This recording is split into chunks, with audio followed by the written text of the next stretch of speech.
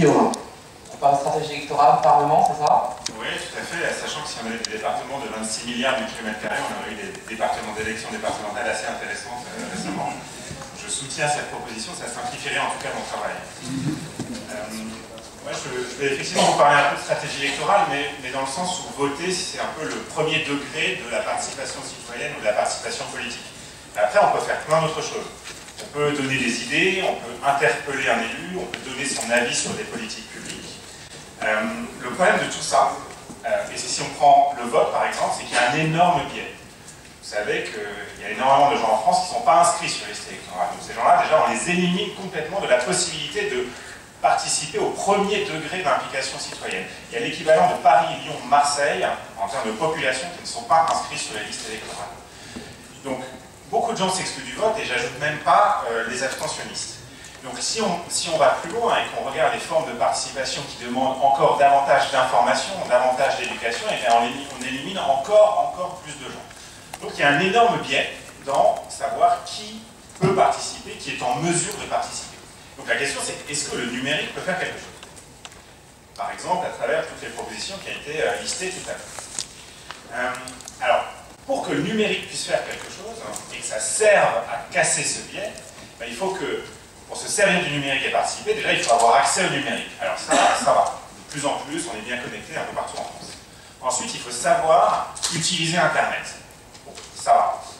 La plupart des gens y arrivent. Mais ensuite, il faut savoir où aller sur Internet. Combien de personnes en France connaissent l'existence de nosélus.fr, de Parlement et Citoyens? Je n'ai pas de chiffre réel, mais je pense que 80% des citoyens inscrits sur la liste électorale ignorent l'existence de ces sites et n'y vont jamais, malheureusement. On va faire un sondage en direct, qui connaît? Je pense que cette salle est biaisée. On n'était pas à 20%, à mon avis.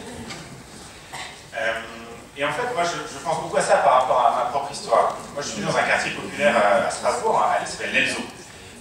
Mais j'avais des parents qui faisaient vachement attention à mes notes à l'école, et à un moment, mes notes en maths ont commencé à baisser. Et donc là, ils m'ont sorti de ce quartier, ils m'ont mis dans un meilleur collège, et grâce à ça, je suis allé dans un bon lycée, une bonne école, etc. Et effectivement, aujourd'hui, si on me demande d'écrire un mail à un député, je vais savoir lui écrire. Je vais trouver un bon titre qui va m'interpeller, je vais avoir un bon argumentaire, parce qu'on m'a bien appris à faire ça à l'école. Je sais naviguer sur Internet, je sais m'informer, je lis Le Monde, je recharge ma page du monde.fr 52 fois par jour. Ça va, je suis connecté à l'information politique, je suis un peu connecté au monde politique.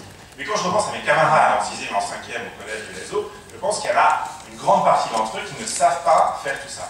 Donc vous l'avez compris, il y a un biais d'éducation, il y a un biais social, il y a un biais de revenu dans savoir qui participe. Alors, est-ce que le numérique peut faire quelque chose contre ça? Eh bien non, malheureusement, le numérique ne peut pas tout. Et c'est ce que je trouvais intéressant dans plusieurs propositions qui ont été faites dans les ateliers. On commence à entendre un peu partout que le numérique, c'est très puissant à certaines conditions. Et notamment, c'est très puissant lorsque le combine à d'autres choses, comme par exemple le contact direct. Il y avait un exemple de faire un Fab Lab où on réunirait les gens dans une vraie salle et on les ferait vraiment discuter ensemble, il faudrait presque se toucher. Plutôt que simplement échanger des tweets ou parler sur un forum en ligne. Et en fait, quand on regarde les campagnes électorales qui marchent le mieux, celles qui arrivent le mieux à mobiliser, ce sont celles qui combinent ça, à savoir le contact direct, et arrivent à démultiplier ça grâce au numérique. Donc, j'ai en tête la campagne de Barack Obama, enfin les campagnes de Barack Obama, de 2008 et de 2012, on a essayé de s'en inspirer un petit peu lorsqu'on a travaillé avec François Hollande. Qu'est-ce qu'il a fait Obama? Il n'a pas simplement tweeté et posté des choses sur Facebook, il a utilisé Internet pour créer un site qui faisait que vous, moi, n'importe qui, d'ailleurs moi je l'ai fait, je pouvais m'inscrire et rejoindre la campagne pour aller physiquement frapper aux portes. Ce que j'ai fait dans le New Hampshire, qui est un état au nord du Massachusetts, on m'a dit de me présenter comme un Hollandais, parce que les Français on n'acceptait pas trop, et comme je suis grand et alsacien, l'accent ça passait. La campagne d'Obama, c'est pas qui est la campagne la plus moderne de l'histoire du monde.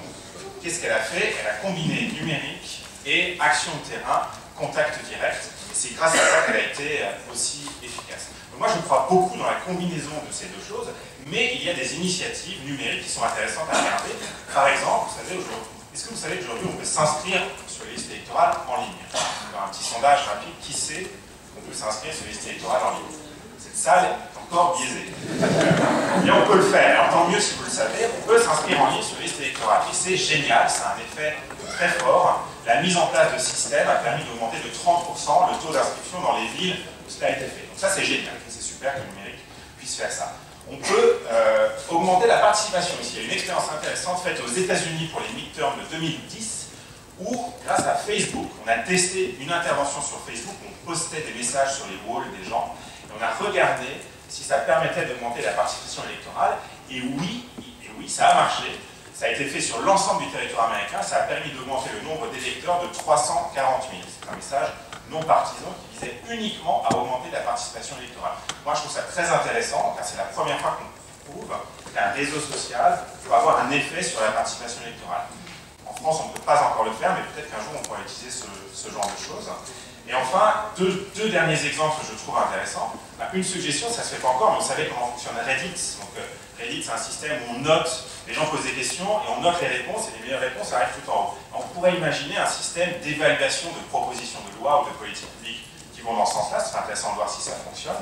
Et le dernier exemple que je voulais trouver, ça a trait à la mise en œuvre de politiques publiques. Moi, j'aide des hommes politiques à se faire élire, je trouve ça intéressant, mais après, j'aime bien quand après ils font des choses qui changent la France et qui changent le monde. Et là encore, on peut s'inspirer des leçons des campagnes électorales. Obama, vous savez, il a lancé une grande réforme de l'assurance maladie, ça s'appelle Obamacare. Obamacare, il a mis en place un site internet pour que les gens s'inscrivent. Ce site a craché. Bon, ça arrive, le site a craché. Après, il l'a remis en place. Mais il savait bien que le site seul ne suffirait pas. Qu'est-ce qu'il a fait pour s'assurer que les gens éligibles à l'assurance maladie aillent sur le site et s'inscrivent? Il a fait du porte-à-porte. Il a organisé une campagne de porte-à-porte géante dans tout le pays en ciblant des gens éligibles qui très souvent ne savaient même pas qu'ils étaient éligibles et donc spontanément, si on ne les avait pas informés, ne seraient pas allés s'inscrire sur ce site internet et n'auraient pas bénéficié de cette réforme de l'assurance maladie. Et je trouve que dans ce dernier exemple, il y a beaucoup d'espoir parce qu'il y a vraiment des leçons que l'on pourrait tirer pour nous aussi, nos politiques publiques en France. On parle souvent de non-recours pour le RSA, limiter le taux de non-recours du RSA, ça passe pas uniquement par mettre en place un joli site internet sur monservicepublic.fr, mais ça passe vraisemblablement aussi par aller informer les gens en combinant digital et portable.